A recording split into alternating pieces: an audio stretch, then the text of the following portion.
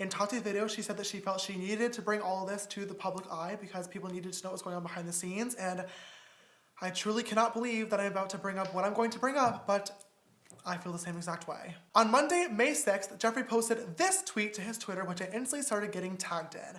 After this tweet and a few other ones from him and his friends, I decided to reach out to him and ask if there was something going on that I should be aware of. He replied to me and he said that it was not about me and that it was about another brand stealing his ideas. This message was in a voice memo, which has since disappeared from the screenshot. You'll just have to believe me.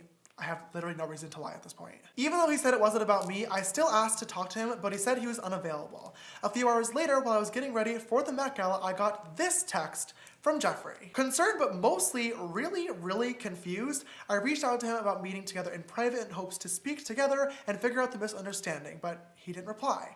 3 days later, still no response. I decided to reach out again, but he was not available to talk. I flew to Australia on May 8th, and on May 10th, I was woken up at 4 in the morning by my friend because Tati had just uploaded her video titled "Bye Sister." And even though I had already apologized both privately and publicly, I wanted to make a video right then and there with my raw and honest emotion. And by the time I was about to hit publish, I received yet another text from Jeffree Star. I've already cleared up Sam and our night together being 100% consensual. He was absolutely not trapped in a hotel room, but Jeffree also brings up Zach. Zach is his boyfriend Nate's brother, and not only did I not pursue Zach, who identifies as mainly straight, but it was actually Jeffree who suggested that I talk to him in the first place. Hey, Nate's brother is single and mainly straight, right up your alley.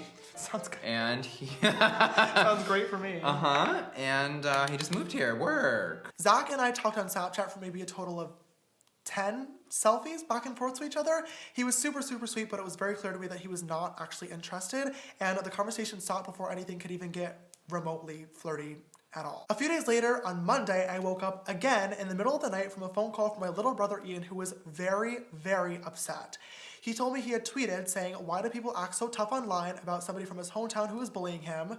And Jeffree Star, of all people, had quote tweeted Ian's tweet saying, "Why is your brother a predator? Why'd you really move back to New York City? Exactly, shut the fuck up." Jeffree had texted me a few minutes prior, and I opened my phone to this. I really want to read this text out loud, just so you all get to hear exactly what I had to read, but also so I don't miss anything. "Grayson is going on camera shortly to finally tell the world how you tried to molest him and touch him in his sleep and made him uncomfortable for months, you sick motherfucker. Next, Zach will be going on camera to tell how twisted and sick you were, trying to get him to like you and then make him feel bad when he didn't want to send you photos back.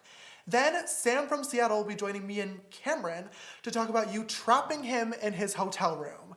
You need to be locked in prison for a very long time. You need the internet taken away from you. You are a danger to society." As disgusting as it is, I have to admit, bringing up Grayson Dolan was pretty clever. At the height of all these allegations and stories going around, both of the twins unfollowed me, not wanting to be associated, and fans started speculating that the rumors could be as to why.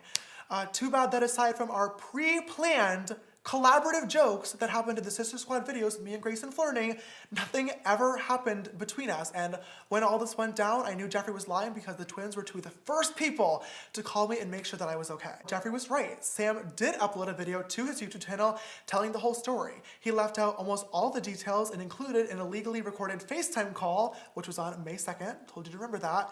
But even through all of this, he still managed to get the point across that our interactions were 100% consensual. Next was Jeffree's tweet to my little brother Ian. Ian actually went home for a few different reasons, but it's temporary. He had to get his wisdom teeth taken out, and he's also working on different modeling opportunities in New York City, and I am so incredibly proud of him. But he was also having a really hard time in LA. Dealing with a public breakup and negativity online sent him into diagnosed clinical depression, which he is now being treated for, and he wanted to be with my parents.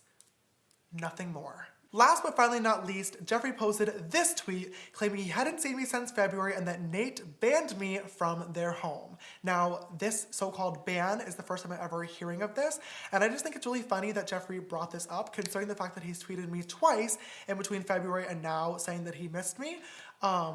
Regardless, he ended that tweet by saying I was a danger to society and everything in Tati's video was 100% true. Adding insult to injury, not only did Jeffree text me, but he also went out of his way to text my best friend Drew this lovely message trying to turn him against me. Jeffree's messaging about me both in private and in public was hurtful, defamatory, extremely excessive, but most importantly, literally all based on lies. I wish I knew why he was doing all this, but at the same time, his track record with public feuds makes none of this a surprise. Tati made a video telling stories about me and publicly humiliating me, and now I have serious allegations against me that could be detrimental to my career. Many of you guys noticed that the Sisters Apparel website was down. I was so excited about a lot of the things that we had coming very, very soon, and just the line in general. I am so grateful for all of your guys' love and support on it. It was really, really fun to work on. I also love the team that I worked on it with, but unfortunately I had to sever ties with Killer Merch. I just don't see a world that exists where I could ever be in business with a team ran by someone like Jeffree Star.